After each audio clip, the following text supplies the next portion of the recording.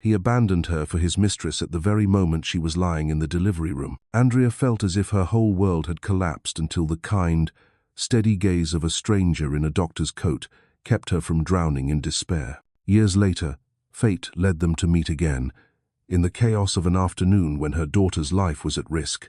From that moment on, a journey of healing began where the wounds of the past collided with the promise of new love. But to claim her happiness, Andrea must face the return of the betrayer, confront the scars etched deep within her heart, and most of all overcome her own fear. A veil of cold mist hung over New York that night, city lights spilling down on the endless stream of cars along Madison Avenue.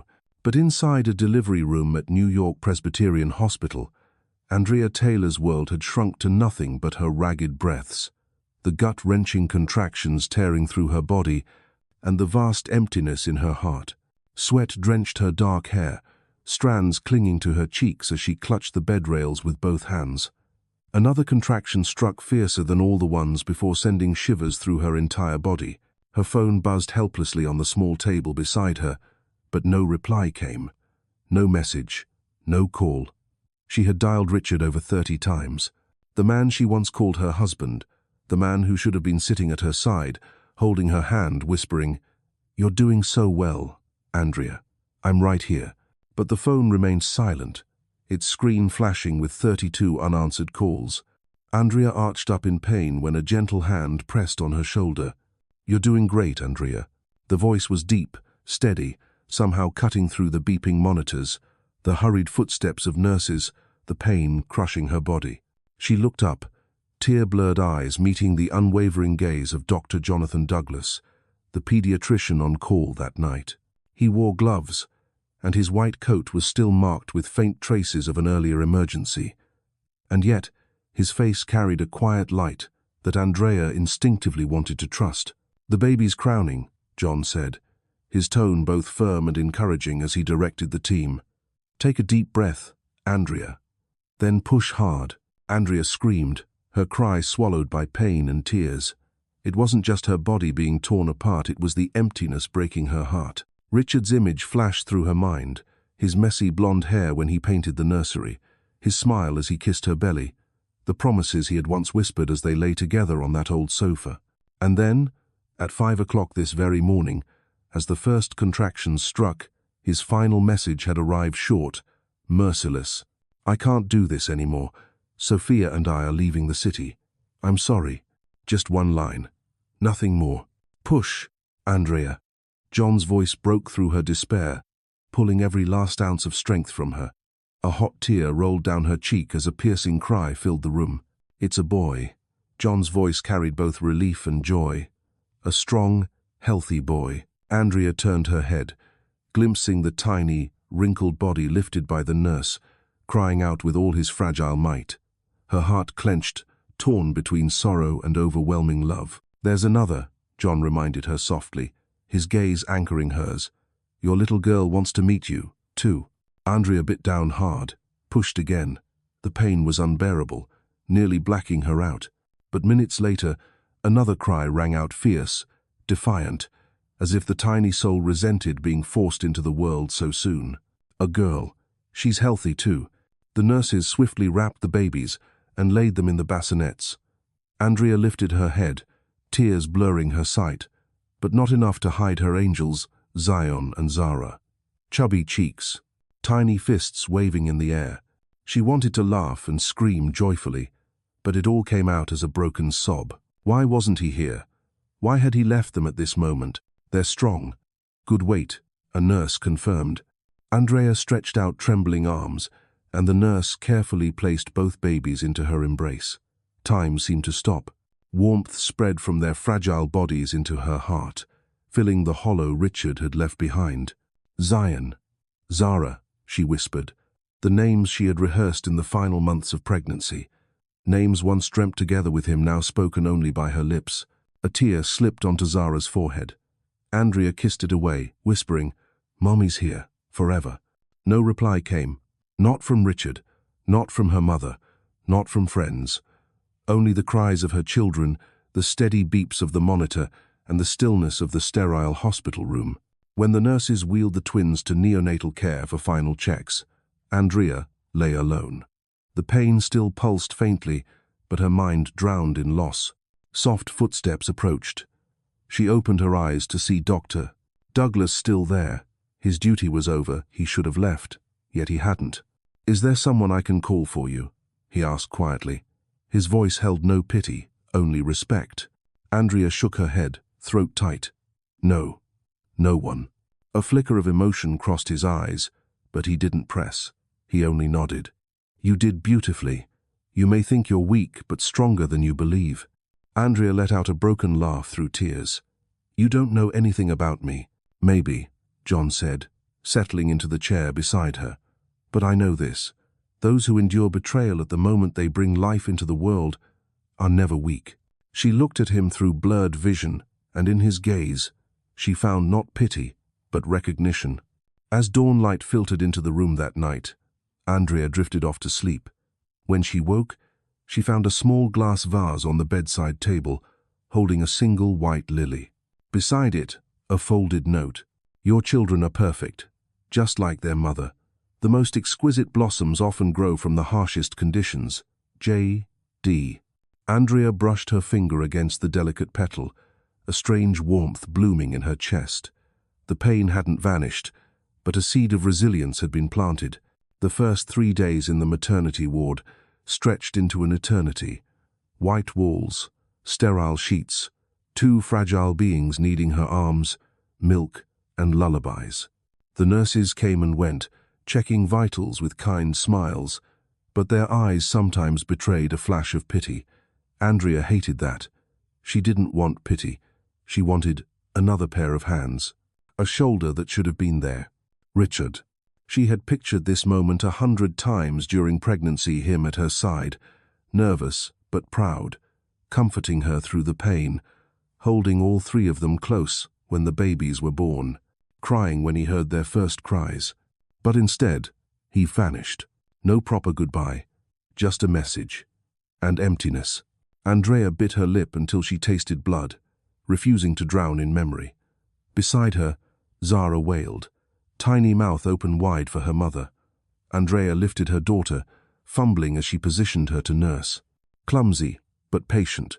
The nurse had said, "Girls tend to be more sensitive. Hold her close. Keep the rhythm steady." Andrea obeyed, stroking her daughter's back with trembling hands. Soon, the cries faded, replaced by the soft rhythm of suckling.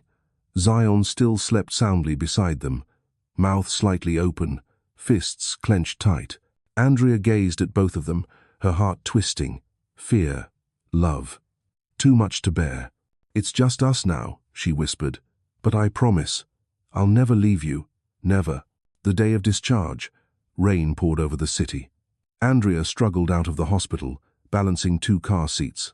A yellow cab waited at the curb. She had no one to walk beside her. As she pushed open the door, she spotted a familiar figure. Dr. Douglas. He wore a dark coat and an umbrella in his hand, tall and steady among the crowd. Mid-conversation with a colleague, he turned and their eyes met. Andrea froze. John stepped forward, holding the umbrella over her. "Need a hand?" Her pride urged her to refuse. She hated showing weakness, but his eyes were calm, carrying no pity, only quiet care. "Thank you," she whispered. He carefully lifted the car seats, checked the belts, and smiled. "They're wonderful. You did great." Andrea could only nod awkwardly. As the cab pulled away, she glanced back. John stood in the rain, half shielded by the umbrella, the other half of him soaked through. The image seared into her memory. A stranger, appearing when she had lost everything, leaving behind a white lily and a silent kindness. And then, disappearing. The months that followed were both heaven and hell. Heaven in the way her children grew each day. Their first smiles, their babbling, the tiny hands grasping hers, moments that healed her wounds. Hell in the exhaustion of sleepless nights, the endless diapers, the bills piling up, while Richard's support never arrived on time. The nights she rushed to the ER with feverish babies, trembling with fear of losing them. Friends drifted away. Some offered empty words. Others avoided her altogether. No one wanted to be too close to the abandoned single mother. Andrea learned to swallow her pain. She had to smile for her babies, sing lullabies with a broken heart, and comfort them when she needed comforting herself. Sometimes, she thought of Dr. Douglas, how he sat beside her bed without judgment, the white lily, a stranger, yet, for one fleeting moment, he had truly seen her. She kept his note in a memory box, alongside the hospital bracelets of her twins. On hard nights, she opened it and reread the words. The most exquisite blossoms often grow from the harshest conditions. They became her compass, a reminder that this pain wasn't the end. It could be the beginning of something else. A year later, Andrea slowly rebuilt her rhythm of life. She picked up photography at first, to capture her children's moments, but it grew into a passion. A second-hand camera, bought with what little she saved, became her weapon alongside motherhood. Freelance work was challenging, but she persisted. Birthdays, small weddings, family portraits. Each photo was her way of clinging to life, proving she had not broken. Zion and Zara thrived. Their eyes mirrored Richard's an ache in Andrea's heart, yet also proof that they existed, that she had endured. Each night before sleep, she stroked their hair and whispered, "I love you. Even if the world leaves us, I'm still here." And somewhere deep inside, the image of a doctor with steady eyes and a single white lily lingered quietly. A memory, a mark of her rebirth. She never imagined that years later, that same man would return and unravel the entire world she had fought so hard to build. 4 years had passed since that tear-stained night of birth. Brooklyn had become home for Andrea and her twins. Their small third-floor apartment in a weathered brownstone overlooked a tree-lined street where morning light slipped through dusty windows. Andrea had learned to manage on her own. Her life revolved around 2 fixed stars, Zion and Zara. The twins were lively, mischievous, and inseparable at 4 years old. They were why she got up each morning, even after nights when sleep was scarce, stolen by hours of editing photos for clients. Photography had gradually grown from a survival job into her main livelihood. She started with friends, then friends of friends, and soon her name spread through referrals. Andrea found quiet joy in capturing love in a couple's eyes, or the sticky, frosting-smeared smile of a child at a birthday party. Andrea had a shoot for an engaged couple in Prospect Park that Sunday. Spring was glorious, trees lush with green, dogwood blossoms trembling white in the breeze. She adjusted her tripod, lifted her camera, and called out, "Good, tilt your heads a little closer. Perfect, hold that smile." Through her lens, happiness glowed the man's arms around his fiancée, both laughing, bathed in golden light that fell like honey over them. But even as she clicked the shutter, a pang cut through her chest. A memory surfaced. Once, she had imagined such a photo too, Richard standing behind her, his hand on her round belly, his eyes shining joyfully. That dream had turned to smoke. "Thank you so much." The woman in white hugged Andrea after the shoot. "You're truly talented." Andrea smiled politely. "I'll send you the edits by next week." When the clients left, Andrea turned to look for her children. Tanya, her best friend, had promised to watch them. She scanned the park and spotted Zion and Zara playing near a patch of grass beneath a tree. But Tanya was nowhere in sight, her brow furrowed. "Tanya." Just then, Zara ran over, face alight with excitement. In her hand was a half-eaten cookie, wrapped in a napkin. "Mommy, look, a lady with a dog gave this to me." Andrea froze, her throat constricted. "What did you say?" "A cookie." Zara waved it proudly.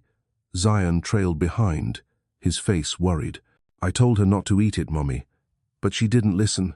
Andrea's blood ran cold. "Zara, was there a peanut in it? How much did you eat?" The girl shrugged, frowning. "Just a bite." "But Mommy, I feel funny." Her words faltered as she began scratching her arm. Angry red welts rose across her skin.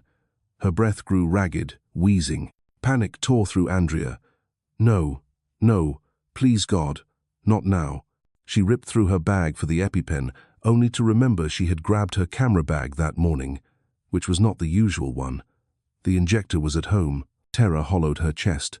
Clutching Zara, she screamed across the crowded park, "Help me! My daughter's allergic. Does anyone have an EpiPen? Please.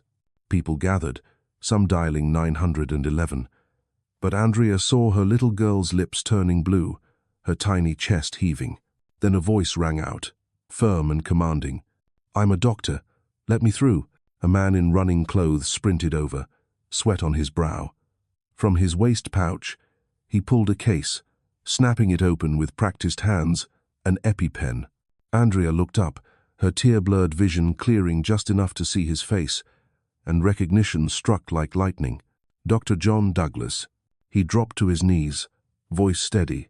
Hold hair tight, Mom. I'll inject now. Andrea cradled Zara as if her life depended on it because it did. John pressed the pen firmly into her thigh. There you go, sweetheart. You'll breathe again soon, he murmured, hand steady on her pulse, eyes locked on the child. Andrea held her breath. 1, 2, 3 seconds. Zara gasped a deep, blessed inhale. Her breathing steadied, color slowly returning to her cheeks. Andrea broke down, sobbing. Thank you. Oh God, thank you. John looked at her, and their eyes met again for the first time in 4 years.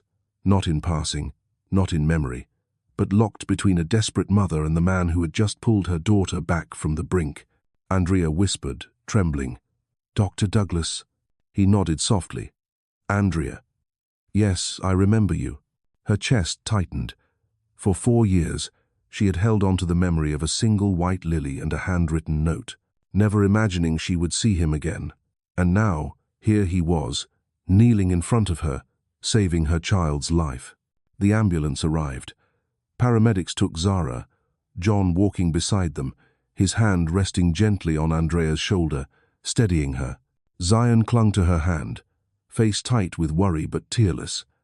Then, out of the blue, he said, Dr. John, you're the doctor from the hospital when Zara was born, right? Andrea stared. How? How do you know that? Zion shrugged innocently. I remember. Mommy showed us baby pictures once. I saw him in the photo. Andrea's words failed. John's eyebrows lifted in surprise. Then he smiled faintly. Sharp memory. Zion. In the ambulance, Andrea sat clutching Zara with one hand, Zion's hand with the other. John sat across, eyes fixed on the monitors, but his gaze returned to her every now and then. Amid the blare of sirens and lingering fear, Andrea knew one thing with certainty. This man would return to her life. And this time, he wouldn't leave just a flower behind. 2 months have passed since that day in Prospect Park. Though the allergic nightmare had faded, Andrea still shuddered at the memory of her daughter limp in her arms. Without John, she dared not imagine the outcome. Zara was well now, with a medical ID bracelet on her wrist and a child-sized EpiPen kit always at hand. Andrea was more vigilant than ever, some said overprotective. She didn't care. Let them laugh, as long as her daughter was safe. That morning, Andrea was hired to photograph the health fair at Union Square. The pay would cover the electric bill and leave a little extra for groceries. Camera slung, badge marked photographer, she melted into the busy crowd. Booths lined the square, free blood pressure checks, nutrition tips, eye exams, and children's games. Her twins trotted alongside, each with a tiny backpack. Andrea bent down. Sit over there for a bit, okay? Stay put. No wandering. Both nodded solemnly, far more cautious after the park incident. Andrea snapped photos, an older man squeezing his wife's hand during a checkup, a child beaming with painted butterfly cheeks, volunteers handing out flyers. Mommy. Zara's voice rang. Andrea turned and froze. Her daughter pointed excitedly at a booth filled with balloons, and standing beside her was a familiar figure, Dr. John Douglas. He was crouched in a light blue shirt with sleeves rolled high, chatting with her children. Zion showed him a plastic wristband. Zara thrust out her medical bracelet proudly. Andrea's heart stuttered. She approached, her voice calm but edged. Dr. Douglas, what a surprise to see you here. He straightened, an apologetic smile tugging his lips. Andrea, I'm operating the pediatric booth today. A happy coincidence, seeing you all again. Mommy, Dr. John said my bracelet's really cool. Thara piped. Andrea nodded briskly. Yes, and you must wear it always. Then Zion looked up, eyes bright. Dr. John, did you bring Copper today? Andrea blinked. Copper? John hesitated, then chuckled. Copper's my golden retriever. I walk him around Park Slope sometimes. Maybe they met him. Andrea's eyes narrowed. Park Slope, her neighborhood. How interesting, she said coolly. I wasn't aware my children were so familiar with our neighbor. John held her gaze steady. Perhaps I owe you an explanation. Later, Andrea spread a blanket under a large oak at the square's edge. She unpacked sandwiches for the twins. Looking up, she saw John approach, coffee in hand. Not busy at your booth? She asked. I switched shifts, and I wanted to answer your question. She hesitated, then nodded toward the blanket. Sit. Zion and Zara cheered, eagerly inviting him. Andrea sighed inwardly. Children's hearts opened too easily. John settled, watching the twins eat before turning to Andrea. At the park, I knew instantly, but I wasn't sure if you remembered me. I was the doctor on call when you gave birth, 4 years ago. Andrea stilled. Of course, she remembered. That memory was etched into her soul. I know, she whispered. I never forgot. You left a lily. His expression softened. I never thought you'd hold on to that. Her fists clenched in her lap. Dr. Douglas, you've shown up too often. At the hospital, at the park. Now, my own neighborhood. Honestly, it unsettles me. He nodded slowly. I understand, but believe me, I never meant to intrude. I care. Care, she arched a brow. You barely know me. Why care about me and my children? Silence stretched before he answered, voice low and earnest. Because that day never left me. A woman abandoned, yet holding her newborn twins with every last ounce of strength. I thought if anyone deserved help, it was you. And when I stumbled across your children at the playground, I couldn't look away. Andrea said nothing. Her anger softened into something tangled: gratitude, confusion, fear. The twins call you Dr. John, she murmured. They talk about magic stones, about copper, about your stories. You've been with them more than I realized. He nodded.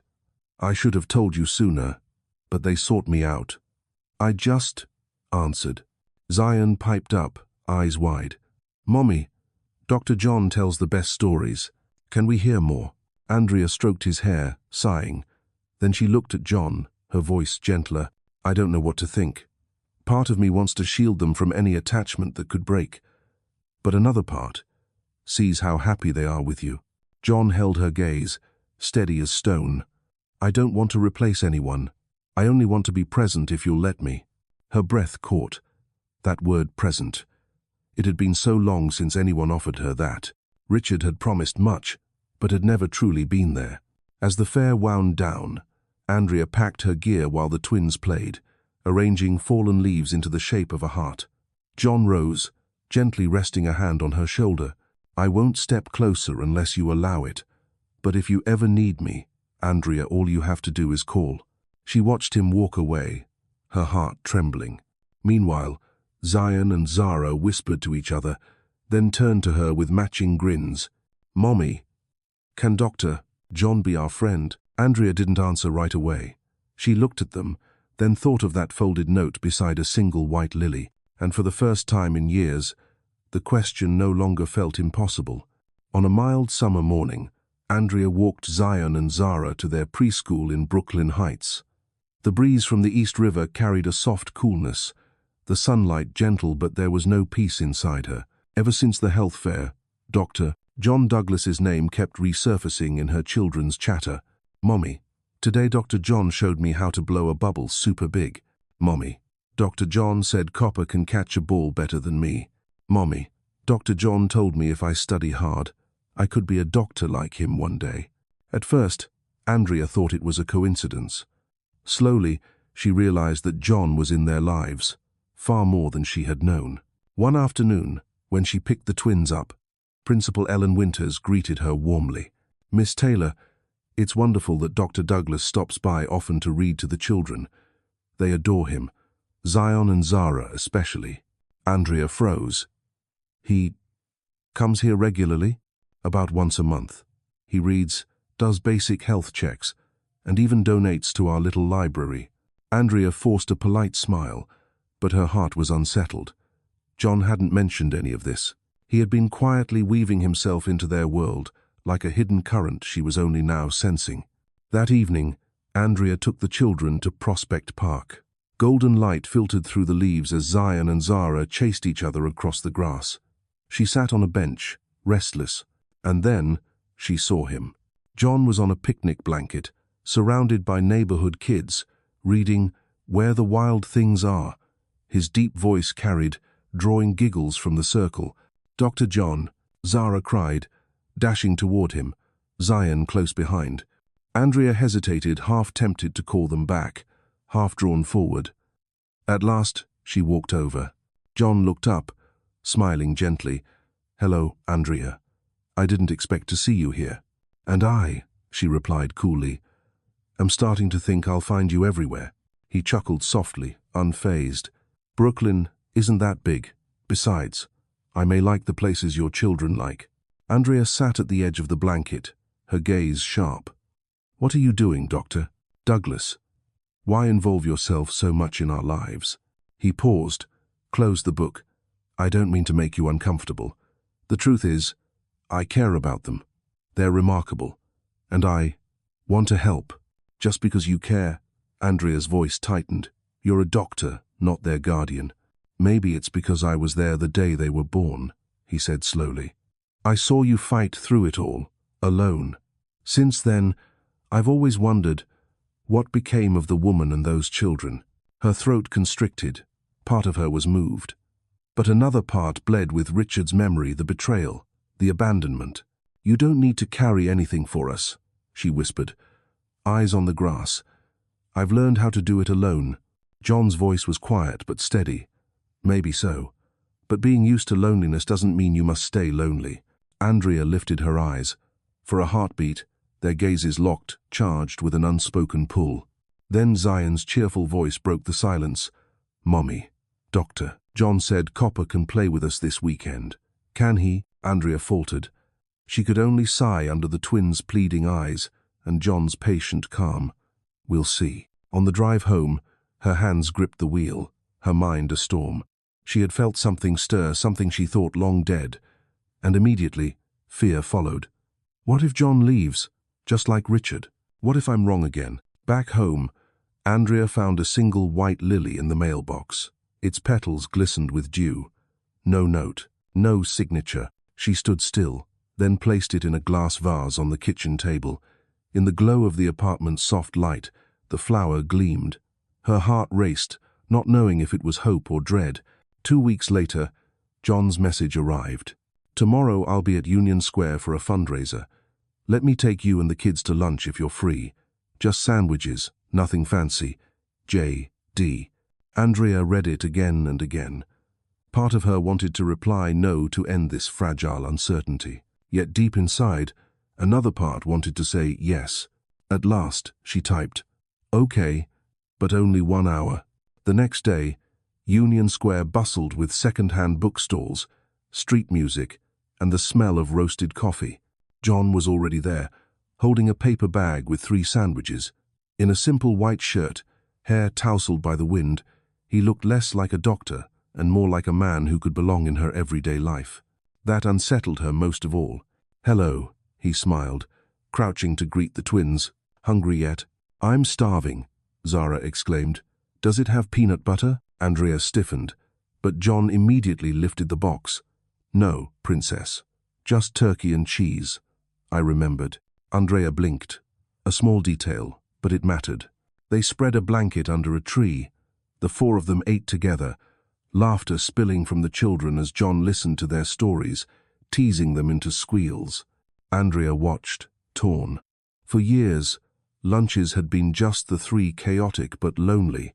Today, with John, it felt whole. That terrified her.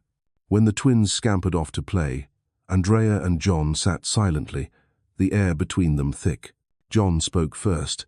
Andrea, I don't want to make you uneasy, But I can't pretend either.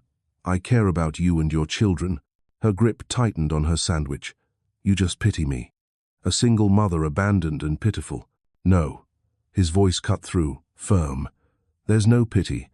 I see a strong woman raising two extraordinary kids. I admire that. The word admire hit her chest like a blow. How long had it been since anyone saw her that way? Yet another voice whispered in her head, don't trust. Richard once admired you, too, before he left. She drew a shaky breath. John, I know you mean well, but I can't let you in, only for you to disappear. I can't let my children face abandonment again. His eyes darkened, but steady. I understand. I won't push. But know this, I am not him. Andrea finally met his gaze. No slick promises. No hollow charm. Just patience. Certainty. Her pulse quickened. Her lips trembled. For a fleeting second, she also wanted to admit what she felt. But then Richard's betrayal crashed back the memory of him leaving while she gave birth. The ground fell out beneath her. Andrea stood abruptly. I have to go. Thank you for lunch. John didn't stop her. He only nodded. I'll wait, Andrea, as long as it takes. On the way home, the twins bubbled with stories of balloons popping and John's silly jokes.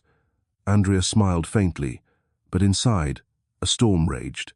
She had glimpsed a light and snuffed it out, because light felt too dangerous.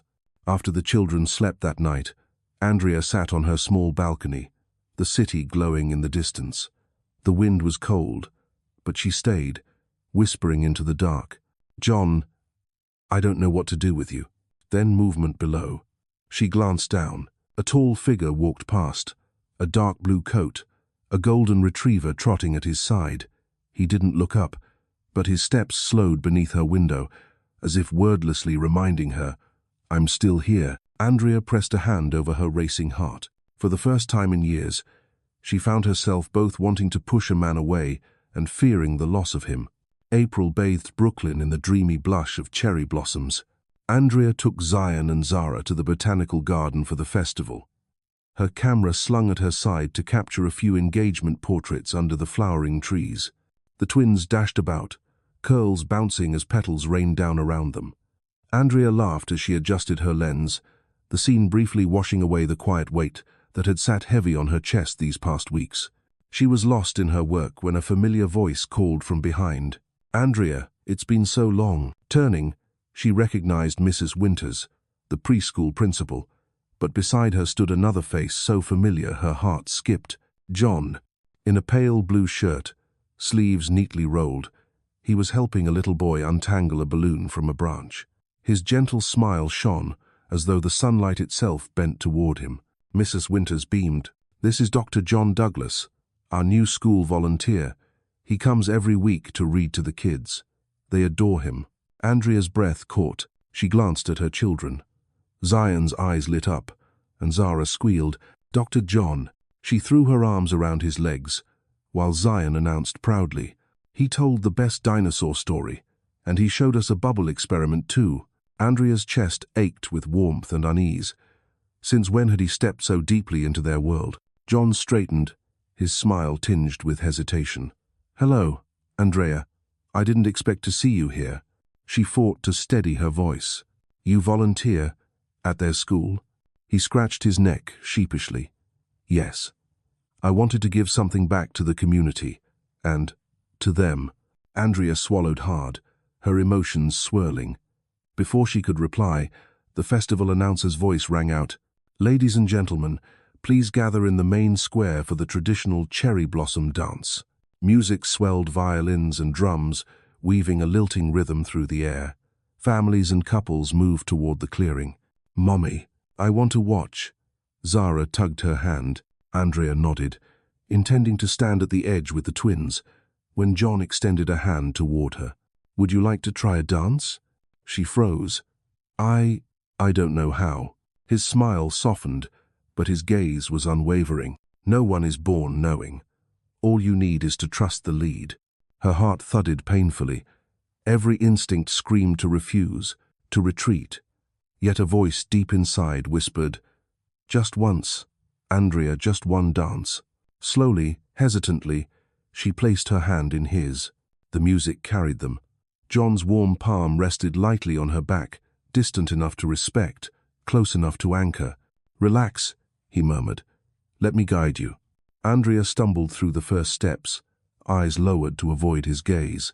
But he was patient and steady, his touch a quiet compass. Within a few turns, her body found the rhythm.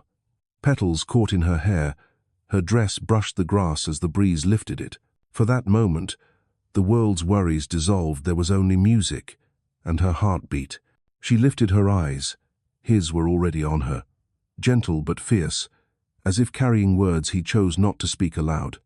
Something inside her walls began to tremble. 1 beat, 2 beats. And then she smiled. A real smile. The kind her daughter once called the crinkly eyes smile. John saw it. His smile broke, radiant, as though the world had shifted. When the music ended, applause erupted around them. Andrea jerked her hand back, breath uneven. She turned quickly, hiding her fluster. "Thank you," she whispered, voice unsteady. John only nodded. He didn't push, but his gaze lingered, patient, as though he could wait a lifetime. Zion and Zara rushed over, faces glowing. "Mommy, you danced so pretty." And Dr. John looked handsome too. Heat flooded her cheeks. She bent down to fuss with Zara's shoelaces, hiding the storm inside. Deep down, Andrea knew. The wall she had built for years had just cracked, and the fracture was undeniable. After the twins slept that night, she opened her laptop to edit photos, but the screen blurred. Her mind replayed the circle of his arm, the swell of music, the intensity in his eyes. Her hand pressed to her chest, her heart still quivered. In the dark, she whispered a confession to the silence. "God, I don't know if I'm brave enough." Yet beneath the fear, another truth stirred. She was beginning, at last, to want. Dark clouds rolled heavily over Brooklyn from dawn. The forecast had said Hurricane Eliza would only brush the New York coast, but by noon, Andrea knew it was far worse than expected. The windows of her small apartment rattled under the lash of the wind. Zion and Zara pressed close to the glass, eyes wide at the trees thrashing outside. "Mommy, will our house blow away?" Zara whispered, clutching her stuffed rabbit.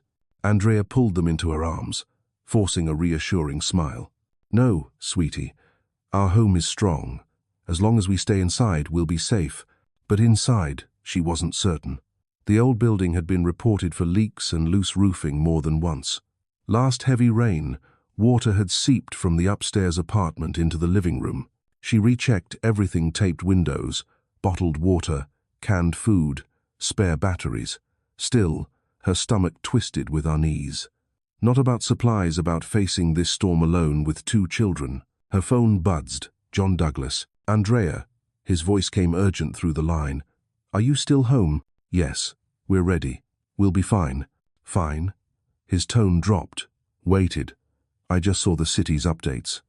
Your building's roof was flagged after the last storm, but is still unrepaired. If the winds rise, it won't hold." Andrea tightened her grip on the phone. "You're worrying too much. We're used to rough weather. This isn't just weather." His voice was firm. "Andrea, listen to me. Bring the kids to my house. I've got storm shutters and a generator. It's safer here." She hesitated. Refusal would be easy. But the image of her children trembling at the window returned, and her resolve cracked. "Mommy, who's on the phone?" Zion asked, eyes anxious. Andrea drew a long breath, then murmured into the receiver, "We'll come. But I'm bringing all our supplies. I don't want to trouble you." A sigh of relief reached her ear. "Good. I'll be there in 30 minutes. We have to leave before the roads close." Half an hour later, John stood at her door, rain-soaked in his slicker, hair dripping. He carried bags to help pack their food, blankets, and flashlights. "Dr. John," the twins cheered. "You came to save us." Andrea flushed, but couldn't stop the flicker of a smile. John's eyes softened on her before he turned to them. "That's right. I came to bring you all somewhere safe. Ready for an adventure?" The drive through pounding rain and shrieking wind felt like a perilous journey. Andrea held her children's hands tight, watching the storm blur the city through the glass. Deep inside, She knew coming here had been the right choice. John's townhouse in Park Slope was solid, classic brick fortified with storm shutters and thick curtains. The moment Andrea stepped inside, warmth wrapped around her so stark against the chaos outside. "Welcome to the storm bunker," John said, half joking. He led them down to the reinforced basement, where blankets, lanterns, and a small play tent were waiting. Zara's eyes lit up. "It's like camping." "Exactly," John grinned. "Tonight we'll have an indoor adventure." The twins forgot their fear instantly, tumoring into building forts and turning flashlights into command stations. Andrea exhaled, a weight easing. When they were busy, she sank onto a chair, hands wrapped around the mug of tea John handed her. The storm roared beyond the walls, yet this basement had a peculiar calm. Across from her, John sat with the lamplight soft on his face. He watched the children for a moment before turning to her. "You know, I've never seen braver kids than Zion and Zara. They must get it from their mother." Andrea let out a small laugh, eyes shining faintly. "I just survive, one day at a time. Sometimes I thought I couldn't." He leaned forward slightly, his voice low. "Sure, you did more than survive. You turned ruin into strength." Her breath caught. The words were gentle but struck through her defenses like sunlight through cracks. The wind howled harder. Zara crawled from the tent, frightened, clutching Andrea. Zion followed close behind. Before Andrea could soothe them, John rose, pulling out a small stove and a cocoa tin. "Who wants hot chocolate?" Their eyes lit up. Even Andrea laughed softly. Soon, the rich scent of cocoa filled the room. Zara sipped, cheeks glowing. "Dr. John, I want to stay here forever," she exclaimed. Andrea glanced at him and found his gaze already on her. Not just kindness, not just care, something deeper, warmer.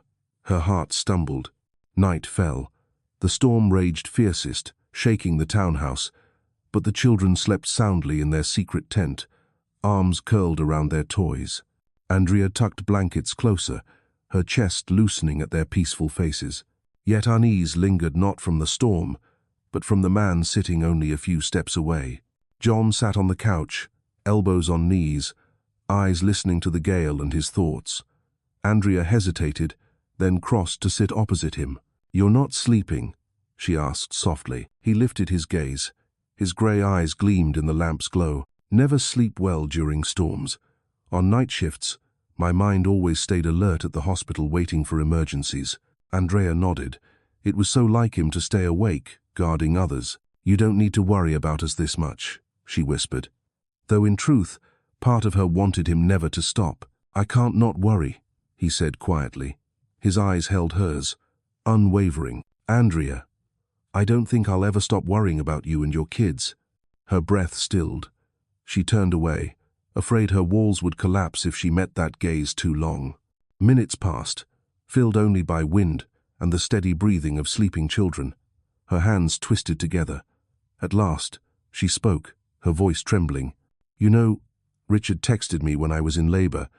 Just a few words, enough to cut my world in half." John stayed silent, waiting. He said he was sorry, said he was leaving with Sophia. While I was alone, screaming in that hospital bed, he disappeared as if everything before had been a lie. Since that day, I can't trust anyone. Not really. Her eyes lifted, glistening. "And now, whenever you look at me that way, I panic. Not because of you, but because I know if I trust, if I let you in, and you leave too, I won't survive it again."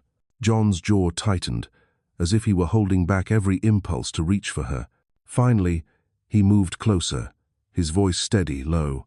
"Andrea, I won't promise never to disappoint you, that's impossible.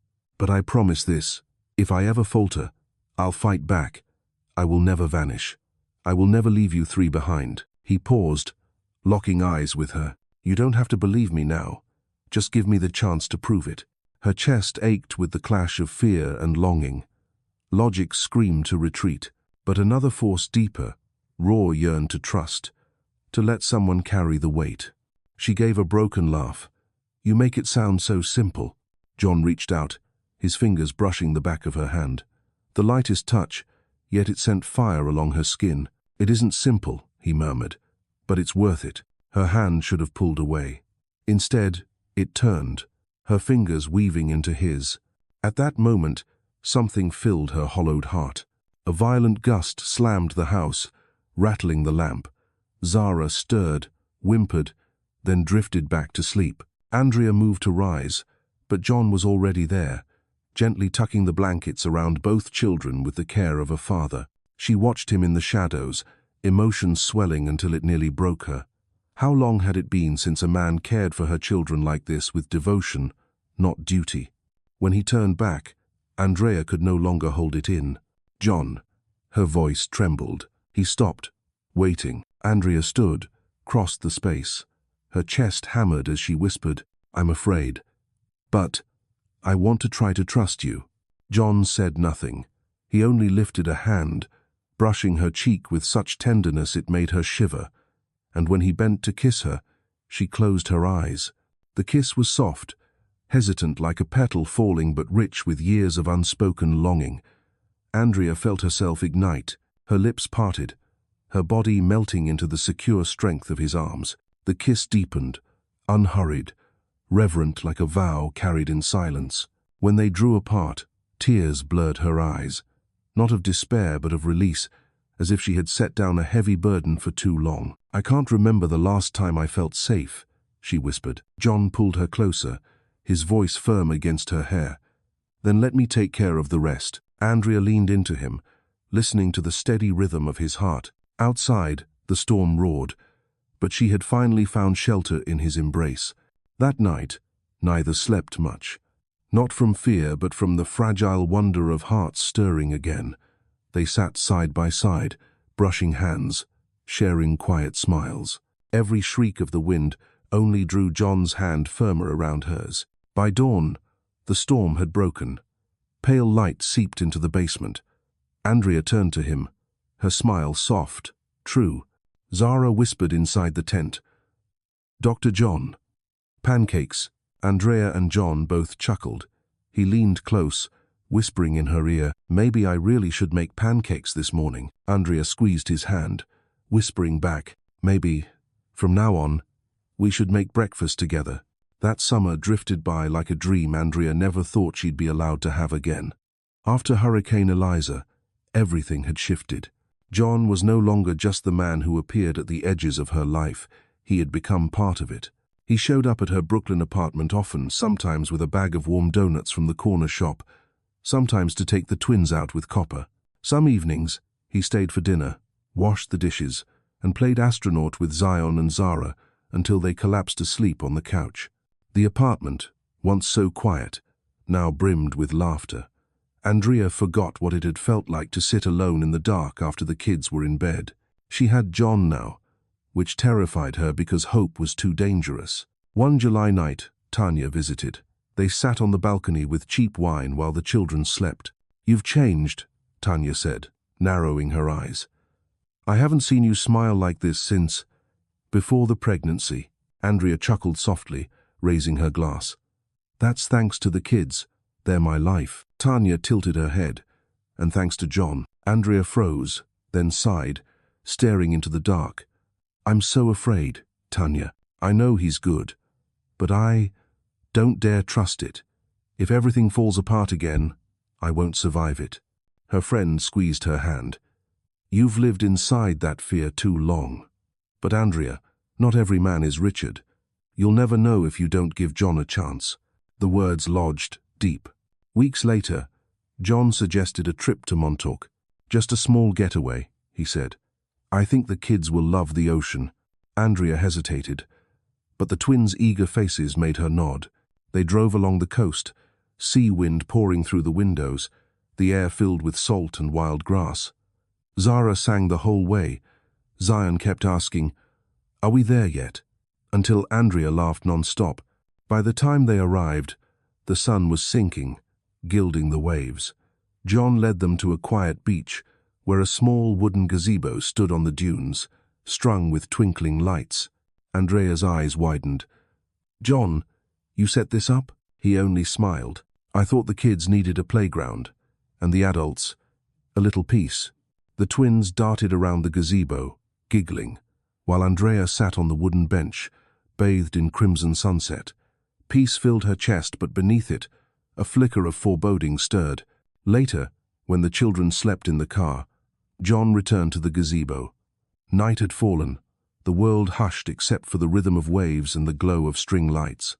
Andrea leaned against the railing, hair swept wild by the ocean breeze. Her pulse jumped when John approached. "Beautiful, isn't it?" she whispered. "Yes," he answered softly. But his eyes weren't on the sea. They were on her. She turned and froze under that gaze. "Truth is," he murmured, voice steady, "none of this compares to having you and the kids in my life." Her breath caught. "John!" He reached into his pocket and drew out a small box. Inside, a silver ring with a deep sapphire shimmered in the glow. Andrea's heart stopped. She stumbled back a step. "I know you're afraid," John said slowly. "I know you were betrayed most cruelly. But Andrea, I love you. I love Zion and Zara. I want us to be a family. Will you marry me?" The world went silent. Only the rush of her heartbeat thundered in her ears. She looked at the ring, then at his earnest face. Part of her longed to scream yes, but another part, the one abandoned in that delivery room, cried out, "Don't. Please don't risk it. Don't bleed again." Tears broke loose. She shook her head, covering her face. "John, I can't." His expression faltered. "Andrea, I love you." The words tore out like a sob. "But I can't. If you ever left us, I couldn't survive it. I can't gamble my heart again." He stepped forward, but she raised a hand to stop him. "I'm sorry." The gazebo lights blurred in her tears. The waves outside seemed to echo her breaking heart. John stood still, the ring box open, sapphire gleaming faintly, but in his eyes, the light dimmed to quiet pain. Andrea choked. "It's not you, it's me." He inhaled deeply, closed the box, and slipped it back into his pocket. His voice was hoarse but calm. "I knew you might not be ready, but I had to try because I believe we're worth it." She turned away, arms wrapped around herself. "You don't understand. Losing everything in the moment I thought I had it all. I can't relive that nightmare." Behind her, his voice was soft. "I can't change the past, but I can choose how I stand in your presence. I am not Richard, Andrea. I will never be Richard." Her body trembled. Part of her wanted to fling herself into his arms, but fear rooted her still. "Please, don't push me," she whispered. "I won't." His sigh carried both sorrow and patience. "But I won't walk away either. I'll be here until you're ready, if that day ever comes." She turned. His eyes held no anger, no judgment, only gentle endurance. And somehow that hurt most of all. They left Montauk in silence. Zion and Zara slept soundly in the car in the back, heads leaning together. Andrea sat in front, heart aching as the headlights swept past. John drove without a word, his hands firm on the wheel, veins taut with strain. Andrea wanted to speak, to apologize, but her throat locked tight. Back in Brooklyn, he stopped at her apartment. His voice was quiet, even. "Thank you for coming today." She swallowed. "John, It's okay." His tone was gentle but final. "I don't need an answer now. Just remember I'm still here." Then he slipped out, circled to the back seat, and lifted Zara carefully into Andrea's arms, tenderness undimmed. Andrea watched him return to his car. As he drove off, her chest clenched as though he had taken a piece of her with him. The days that followed were heavy, uncertain. Andrea worked, cared for the children, and kept busy. But at night, she lay awake, haunted by the sapphire ring and John's eyes. Tanya called, asking how she was. Andrea forced a laugh. "I'm fine." But when the line went dead, she wept in silence. The twins noticed too. One evening, while she folded laundry, Zion asked, "Mommy, why doesn't Dr. John come for dinner anymore?" Her hands froze. She forced a steady tone. "He's busy with work." Zara pouted. "I miss him reading bedtime stories." Andrea's chest splintered. The children had already accepted him as family, and she was the one holding the door shut. A week later, a message came from John. "I don't want to intrude, but Copper and I will be at Prospect Park this afternoon. If you and the kids happen to be there, That would be nice. Andrea read it again and again. Part of her wanted to delete it, but another part whispered, "Go. Stop running." So she took the twins to the park, and there he was walking Copper. His face lit with a smile when he saw them, but he didn't rush. He let the children run to the dog and only nodded at Andrea from afar. At that moment, he understood. He had meant what he said. He hadn't vanished. He hadn't pushed. He was present. And that patient presence, quiet, steady, comforted her and broke her heart. After the twins were asleep that night, Andrea opened her memory box. Inside lay the hospital bracelets, their first photo, and the folded note John had left years ago with a single white lily. The ink had faded, but the words still whispered, "The most exquisite blossoms often grow from the harshest conditions." Andrea wept. She knew she had let fear chain her too long. But could she ever find the courage to believe again? Late autumn wrapped Prospect Park in a golden rain of falling maple leaves. Andrea sat on a stone bench, camera resting in her lap, eyes following Zion and Zara as they slid down the playground slide. Their laughter carried on the cool breeze. It was a peaceful afternoon until a voice she thought she'd never hear again broke behind her. "You're still as beautiful as ever, Andrea." Her body jolted. She turned, eyes wide, heart plunging. Richard, the man she had once called husband, the father of her children, the deepest wound of her life. He wore an expensive suit, though its fabric bore the wear of too many dry cleanings. His smile was the same, the smile that once disarmed her, but now sent a shiver down her spine.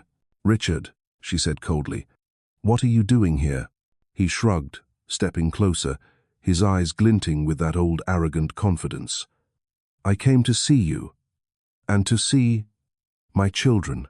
Andrea stiffened, instinctively glancing toward the playground. Zion and Zara were still laughing, unaware. "You don't have the right," she snapped. "You abandoned them the day they were born." Richard exhaled, feigning regret. "I know, I was wrong, but I want to fix it. I want another chance, Andrea." His words cut like glass, dragging back the memory of that text message, the 4 words that shattered her world. "I can't do this. Sophia and I are leaving." "Sorry." Her voice trembled, but her gaze held firm. "It's too late, far too late." At that moment, Zara came running, hair streaming in the wind. "Mommy, who's this?" Andrea froze. Zion joined, standing protectively beside his sister, eyes curious. Richard crouched, plastering on a soft smile that Andrea knew was only a mask. "I'm your father." The twins blinked, stunned. Zara scowled, shaking her head. "I already have Dr. John." Andrea's chest tightened. She squeezed her daughter's hand. "Zara, sweetie, this is the man who used to be Mommy's husband." Richard's smile twitched. His eyes flickered with irritation at John's name. "Him?" Richard's voice dipped, sharper. "The man you let them call father." Andrea lifted her chin, her words sharp as steel. "He doesn't need a title. He's here, something you never were." Richard's facade slipped for a long moment, then he forced it back into place. "I want a chance, Andrea. I want to be in their lives." She let out a bitter laugh. "You think a few sorry words erase years of absence? They don't need a father by blood who abandoned them. They need love, and they already have it." Richard opened his mouth to retort, but another voice cut in from behind. "What's going on here?" Andrea turned. John was approaching, coffee in hand, his gaze steady, protective. Zion and Zara bolted into his legs, clinging to him for safety. Richard's eyes narrowed, scanning him. "So, this must be the perfect doctor I've heard about." John's expression was calm, but firm. "I'm John Douglas, doctor, and a friend of the family." He bent down to the twins, his voice gentle. "You two okay?" Zara nodded, gripping tighter. Zion whispered, "Mommy said he's our dad." The air froze. Richard's jaw tightened. "They're my children." Andrea faced him, her tone cutting. "No, Richard, they're mine, and they belong to the man who's actually here for them." John didn't interrupt, just rested a reassuring hand on Andrea's shoulder, silent but strong. Richard's forced smile slipped away. His voice hardened. Fine. But I'll be back. They're my children, Andrea. I have rights. With that, he turned and left a heavy silence behind. Andrea stood frozen, heart pounding, breath ragged. John squeezed her shoulder gently. Are you okay? Tears pricked her eyes. He's going to come back. And I'm scared. Scared he'll destroy everything. John lowered his gaze to hers, steady and resolute. Listen to me. He may share their blood, but you're the one who raised them. You're the one who loved them every single day. And I will not let anyone, not even Richard, hurt you or the kids. Andrea looked at him, fear tangled with warmth. And in that fragile, trembling moment, she knew the real battle was only beginning. But this time, she wouldn't fight it alone. A week after the encounter at Prospect Park, Andrea still couldn't shake the feeling of unease. Every knock at the door made her heart clench, afraid that Richard might reappear. Andrea sat on the sofa holding a hot tea after tucking Zara and Zion into bed on Friday night. John sat across from her, his eyes quietly observing her with worry. You haven't eaten since lunch, he said softly. Andrea pressed her lips together and set the cup down. I can't swallow. Just thinking about Richard makes my blood run cold. He won't let this go, John. He wants to return not for the children, but for his wounded pride. John leaned back in his chair, his voice steady but resolute. I know. He can't accept someone else filling the void he created himself. But Andrea, he has no right to suddenly walk back in and claim everything. The law will protect you. Andrea gave a bitter laugh. The law? Richard has money. He's always known how to manipulate and how to buy people off. And me? I've got nothing but a freelance photography job and 2 children. You have the truth, John said, his eyes shining. And you have me. Andrea looked at him, her eyes shimmering. But you're not their father. You know that. John leaned forward, taking her hand firmly. Andrea, being a father by blood doesn't always make you a real dad. I haven't abandoned them for a single day since I came back into your life. I'll stand with you. You are not alone. Andrea tightened her grip on his hand, the trembling in her heart calming just a little. On Monday morning, Andrea received an envelope from her lawyer. Just seeing the seal, she already knew Richard had begun his move. A petition for legal visitation rights, the lawyer explained over the phone. He wants a scheduled visitation plan. If the court approves, he'll have the right to take the children out, even overnight. And if it goes further, he could request shared custody. Andrea pressed a hand to her forehead, her heart plummeting. But he's been gone for 4 years. He hasn't even paid child support. That works in your favor, the lawyer replied. But we need evidence. Payment history, the abandonment messages, and any documents you can provide. Andrea nodded numbly, feeling as though a boulder was pressing down on her chest. That night, John arrived with a folder in hand. I spoke with a colleague in medical law. He connected me with a family lawyer. He's ready to support you. Andrea opened the folder and saw Richard's financial records. John had quietly done the research. You, Andrea looked at him, her voice trembling with emotion. You didn't have to do this. I did, John said softly. Andrea, this isn't just your battle. It's about Zara and Zion, and I'll do whatever it takes to protect this family. Andrea turned away, fighting back tears. Sometimes love didn't come from grand promises, but from quiet, steadfast actions like this. Andrea was so nervous on the first day in court that her hands were ice cold. John walked beside her, solid as a wall. Richard appeared in a new suit, accompanied by a renowned lawyer. He smirked when he saw Andrea.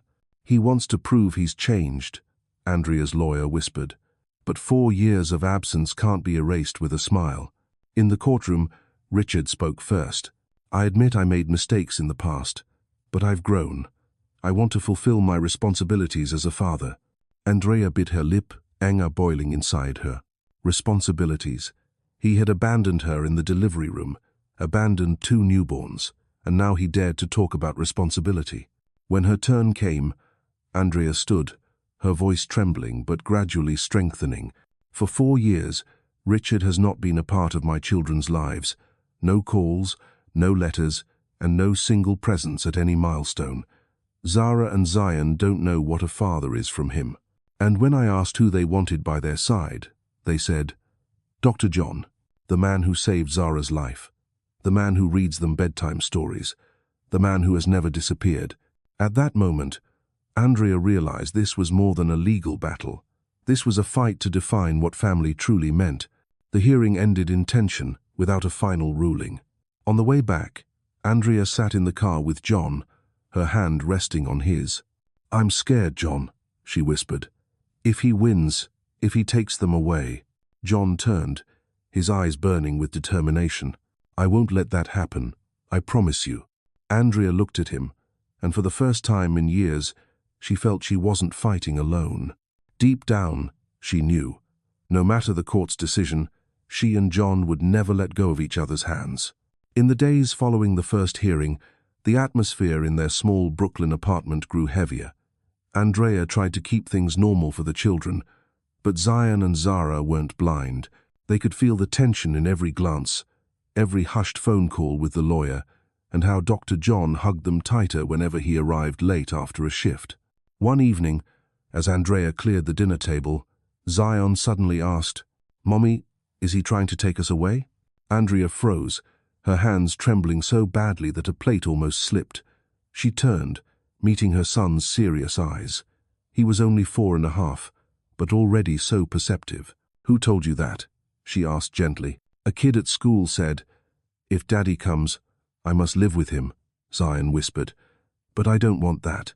I want to stay with Mommy, with Zara, with Dr. John." Andrea knelt and pulled him into her arms, tears spilling down her cheeks. "No one is taking you anywhere, sweetheart. Mommy promises. I'll do everything to protect you and your sister." Zara ran out of the bedroom, her eyes brimming with tears. "I don't want him to be Daddy. I want Dr. John." Andrea hugged them both tightly, her heart breaking and burning with resolve. Richard could have the best lawyers, the deepest pockets, but he would never win their hearts. At the next hearing, Richard arrived composed and confident. His lawyer presented documents showing that Richard had resumed child support payments, along with statements claiming he had stabilized his career and wanted to reconnect with his family. Andrea clenched her fists, fury rising. All of it was a show. Love couldn't be measured in paperwork. When it was her turn, Andrea stood, trembling but firm.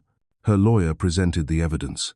4 years of absence, the cruel abandonment messages, erratic finances, and most importantly, testimonies from preschool teachers, neighbors, even Dr. John himself, all confirming that Richard had never been present, while John had become an inseparable part of the children's lives. When John was called to testify, he walked to the stand in a crisp white shirt and navy tie, calm, but with eyes that shone. "Dr. Douglas," the lawyer asked, "what is your relationship to Zion and Zara Taylor?" John's voice was steady.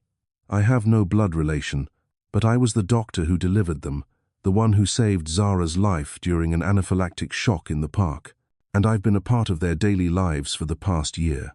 I take them to school, help with homework, soothe their nightmares. I love them as my own." The courtroom fell silent. Andrea sat there, tears streaming down her cheeks. Richard scoffed, interrupting. "Touching, but he's not their father. I am." John turned, his gaze like steel. "A father who walked away the day they were born. A real father is the one who stays." The words reverberated through the room, striking Andrea to her core. The hearing adjourned again, the judge requesting more time to review. But Andrea knew the battle was far from over. When the children were asleep that night, she and John sat on the balcony. The New York night wind was cold, but John's arm around her was enough to warm her. "You took a risk saying that," Andrea whispered. "Richard could use it against you. You're not their legal father." John smiled faintly. "I don't need a birth certificate to know how much I love them. And I don't need a court to know. I'll stand by you, Andrea." She leaned against his shoulder, her heart filled with fear and hope. "I've fought alone for so many years, but this time, I'm not alone. Thank you." A week later, the unexpected happened. Richard appeared at Andrea's door, carrying 2 large gift boxes. "I just want to see them," he said, wearing that false smile. Andrea immediately blocked him. "Without a court order, you're not allowed." But Richard raised his voice. loud enough for Zara to run out in tears. Zion stepped in front of her protectively and shouted, "Go away.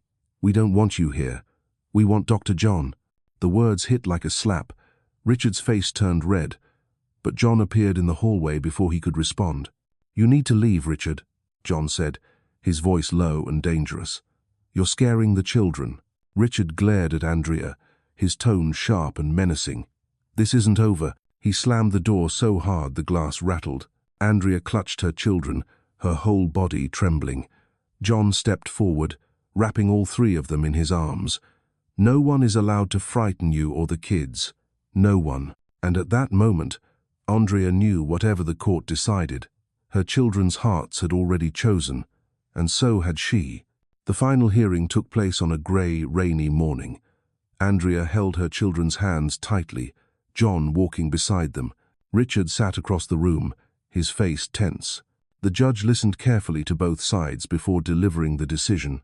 After reviewing the evidence and considering the best interests of the minors, the court grants Richard Hayes supervised visitation, 2 hours per month, at a community center. Full legal custody remains with the mother, Andrea Taylor. All other requests are denied. Andrea burst into tears, relief washing over her. John squeezed her hand tightly. Zara and Zion jumped up, clinging to their mother. Richard sat frozen, his face pale. His eyes burned with anger, but he said nothing as he stormed out. Andrea lifted Zara into her arms, holding Zion close with the other. "We won, my loves. No one can take us apart." John rested a hand on her back, his voice warm and steady. "You didn't just win in court. You proved what a real family is, and I couldn't be prouder of you." Andrea lifted her gaze to his, her eyes brimming with tears but shining bright. For the first time in years, she felt truly free. Andrea stepped onto the balcony when the city had quieted that night, gazing at the glittering lights. John came up behind her, wrapping her in his arms. "You know," he murmured, "today, when the court recognized you as the rightful guardian, it felt like the world finally acknowledged the truth I've always known. You are the most wonderful mother Zara and Zion could ever have." Andrea turned, looking deeply into his eyes. "And you are the father they truly deserve." They kissed under the dim city glow, and a new faith bloomed inside Andrea. The battle was over, but the journey of this family had only just begun. Winter arrived with New York's biting cold. Snow blanketed the rooftops of Brooklyn, and Christmas lights glittered in every window. In her small apartment, Andrea strung lights around the window and set up a modest tree just the right height for Zion and Zara to decorate with plastic baubles and paper stars they had made at school. The children buzzed with excitement around the tree, Zara eagerly hanging a red ornament while Zion stretched to crown the top with a golden star. Andrea smiled, steadying her son's hand, a rare warmth flooding her chest. John walked in carrying 2 large gift boxes wrapped in shiny paper, with Copper wagging his tail happily behind him. "Is there anyone here waiting for presents from Santa?" John's voice was light with laughter. "Me, me," Zara squealed, hugging his leg. Zion's eyes lit up. "Dr. John, is Santa Claus really without a beard?" John chuckled, ruffling his hair. "Well, he keeps the beard at the North Pole. When he visits Brooklyn, he shaves to look younger." Andrea stood watching, her heart tightening. The image was so familiar, too much like a real family. And that was precisely what terrified her. After dinner, when the children drifted off to sleep, Andrea poured hot cocoa into 2 cups and handed one to John. They sat on the balcony as soft snow drifted past the window. "I've never seen the kids this happy before," Andrea said, her voice tinged with hesitation. John turned his cup in his hands, his gaze warm. "That's because of you. You raised them with love. I just came to add a little laughter." Andrea looked at him under the amber glow. "John, you always say that, but I know. You've done so much more. You've changed our lives." He was silent momentarily, then said softly, "Andrea, I don't need anything else but to be here, with you, with Zion and Zara. But I don't want you to live in fear forever." Andrea gripped her cup, the heat making her hands tremble. I'm afraid one day you'll disappear, like Richard did." John set his cup down and turned fully to her. I've waited for you, patiently, since the day you said no to me in Montauk. And I'm still here. I haven't left, Andrea. I never will." Tears welled up as Andrea bowed her head. "I know. But opening my heart completely feels like stepping off a cliff. I don't know if I'll fly or shatter." John reached for her hand. "Then let me be your wings. All you have to do is jump, I won't let you fall." Andrea lifted her eyes and met his eyes full of the honesty she had always longed for. Her heart pounded, her breath quickened. For a moment, she wanted to say the words she had buried for so long, "I love you," but her throat tightened, the words stuck behind the wall of memory. She broke down instead, pressing her face against his chest. John said nothing, only held her close, letting her listen to the steady beat of his heart. The next day, Andrea took the children to their school Christmas concert. Dressed in holiday costumes, they sang Jingle Bells with such adorable lisping voices that the whole hall filled with laughter. Andrea sat in the front row, her heart brimming with joy. When the performance ended, Zion and Zara rushed down to hug her. Just then, John appeared, handing each of them a candy cane bouquet. "Mommy, Dr. John is here." Zara cheered, tugging his hand. "He has to have dinner with us." Andrea laughed, though her heart trembled. To the children, John wasn't a guest anymore. He was family. And it was time she admitted it too. As she tucked the children in that night, Andrea read them a fairy tale. But her voice faltered midway, and Zion suddenly asked, "Mommy, do you love Dr. John?" Andrea froze, her heart stopping. Zara said, "If you love him, can he be our daddy?" The innocent question broke her. Tears spilled as she pulled them close, her voice shaking. "Mommy will answer soon, I promise." In the dark, Andrea knew she could no longer run. As John prepared to leave late at night, Andrea walked him to the door. Cold wind swept in, snow falling thick and white. He pulled on his coat, smiling gently. "Sleep well." Andrea suddenly grasped his hand, holding tight. Her eyes glistened, but burned with resolve. "John." She drew in a deep breath, her heart ready to burst. "I love you." The words slipped out, trembling but clear. For the first time in 4 years, she allowed herself to say what her heart had held. John froze, then his smile bloomed, his eyes shimmering. He squeezed her hand, whispering, "And I love you. I always have."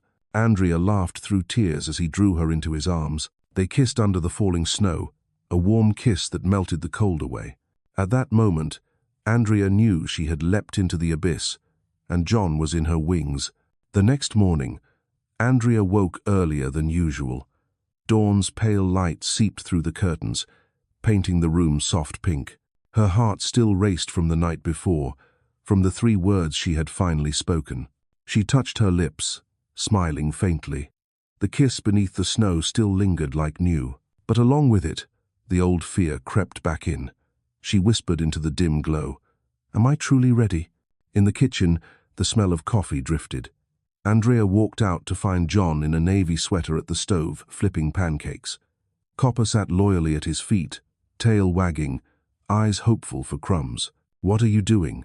Andrea asked, half laughing, half surprised. John turned, his smile radiant. "I promised Zara there'd be pancakes this morning, and I keep my promises." Just then, Zara and Zion ran from the bedroom, hair tousled, eyes sleepy but their faces lit up at the sight of the table. Pancakes. Dr. John made pancakes for real. Andrea stood still, watching the scene, her children chattering around John, fighting to pour syrup, while he patiently cut the pancakes into bite-sized pieces. Her heart melted. This was family. This at last was family. Andrea and John sat together after breakfast while the children played with Copper on the balcony. "John," she began, her voice trembling.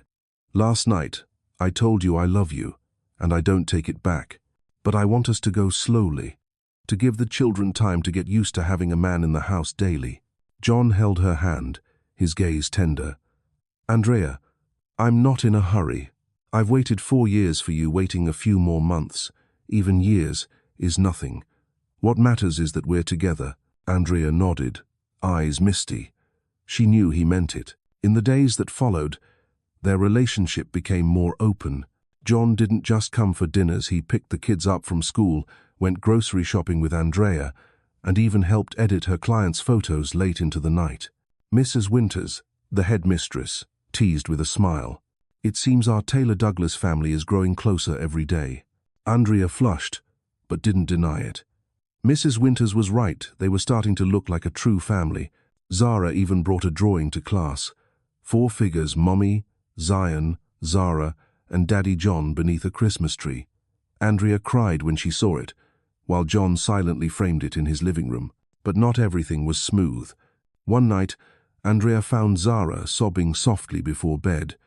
She held her close. "What's wrong, sweetie?" Zara whispered through tears. "If I call Dr. John Daddy, will my real daddy be sad? I don't want anyone to be unhappy." Andrea hugged her tighter, her heart aching. "Zara, you don't need to worry about someone who left you.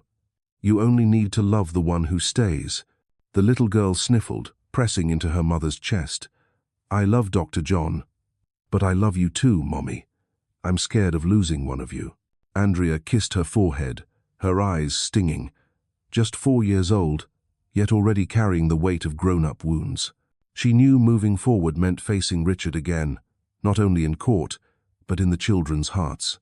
Andrea sat with John on the sofa one snowy Saturday night after tucking the kids into bed. The golden glow of the lamp lit his face as snow fell thick outside. "John," she said softly, "I have a confession."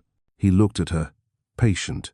"I turned you down at Montauk, not just because I was afraid. A part of me was still haunted by Richard. I hate him, but I was terrified of him returning to ruin everything, and I didn't want to drag you into that storm." John was silent for a long moment, then nodded gently. "I know, and I don't blame you. Andrea, you've carried so much, but I'm not here to replace anyone or to hide. I'm here because I chose you, and I'll keep choosing you, no matter how many times Richard shows up."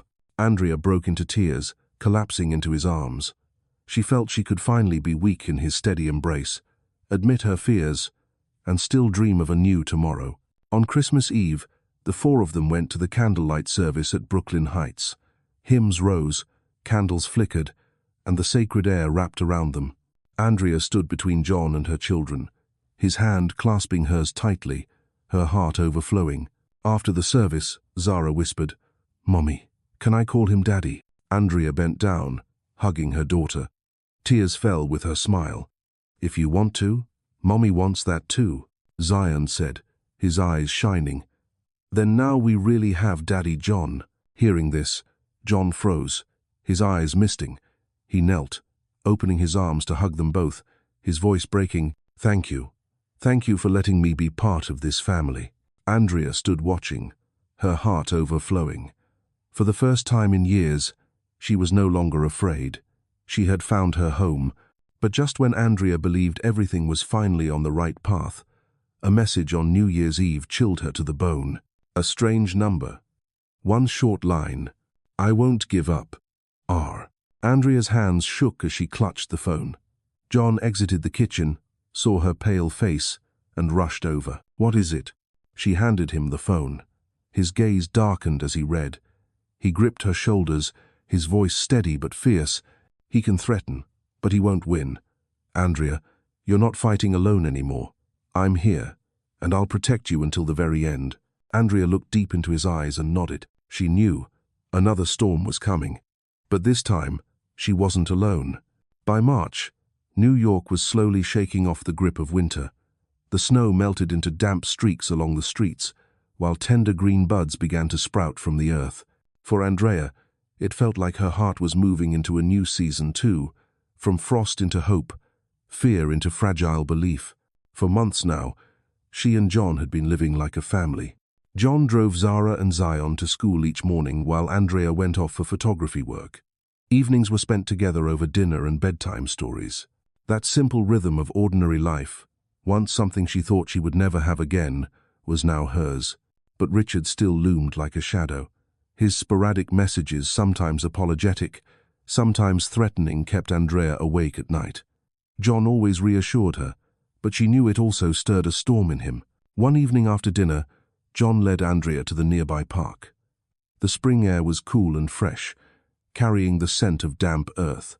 "Andrea," he said softly, "I know you're still afraid, but we can't keep living under Richard's shadow. You deserve happiness, a whole family, and I—" He stopped and pulled a small blue velvet box from his coat. Andrea froze, her heart pounding. Inside was a ring different from Montauk. This one was simple, white gold, a round diamond. No extravagance, no show, just pure, steady brilliance. Andrea trembled, memories of Montauk flashing back the tears, the refusal. But John's eyes now were different, calm, unwavering, no pressure. "I don't need an answer today," he said slowly. "I just want you to know this proposal will always be here. Any day you're ready, it'll still be waiting. Because I'll be waiting." Andrea's throat tightened. She didn't speak. She closed the box, held it to her chest, and let the tears fall. The next day, Richard showed up at Zara and Zion's preschool. Andrea got an urgent call from Mrs. Winters. "He's here demanding to take the children. We refused, but Zion and Zara are frightened." Andrea rushed there, heart hammering. When she arrived, John was already standing at the gate. He had left his hospital shift early to get there before her. Richard was yelling at the guard, "I have rights. I'm their father." John stepped forward, voice low and firm. "Without a court order, you have no rights, and you will not terrify these kids again." Andrea gathered her children into her arms, her heart still shaking but her will unbreakable. She stepped forward, staring Richard down. "Listen to me, Richard," she said, her voice strong for the first time.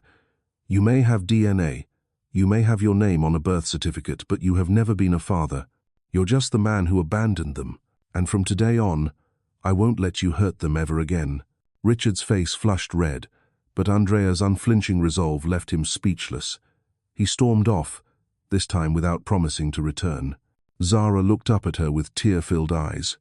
"Mommy, he's not coming back, right?"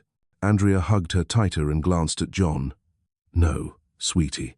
Mommy and Daddy John will always be here." John's eyes blurred at her words. He placed a steadying hand on Andrea's shoulder, silent but full of meaning. That night, Andrea opened the ring box again in her bedroom.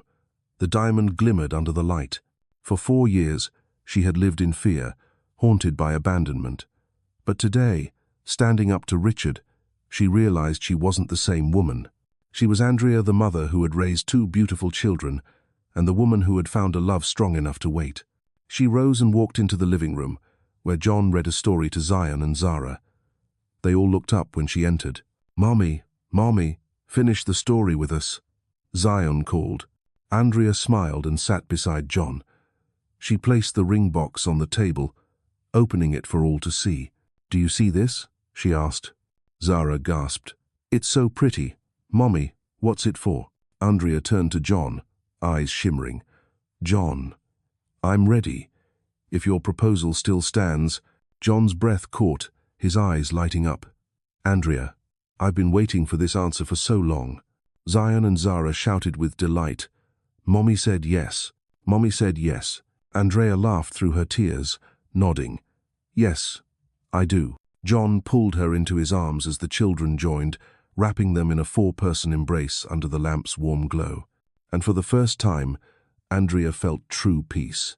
She had found her forever home. By June, New York bloomed in sunlight. Central Park shimmered with green meadows and bright flowers. A small but meaningful wedding occurred under the shade of ancient oak trees. Andrea Carell wore a simple gown of soft white fabric, not extravagant, but elegant and true, reflecting who she was, a woman who had walked through sorrow to find absolute joy. Zara, in a blush dress, carried a basket of flowers. In a tiny suit with a bow tie, Zion beamed with pride. Their most important duty, carrying the rings for their parents. The guests were few but dear Mrs. Winters, Tanya, some of John's hospital colleagues, and neighbors. No opulence, only sincerity.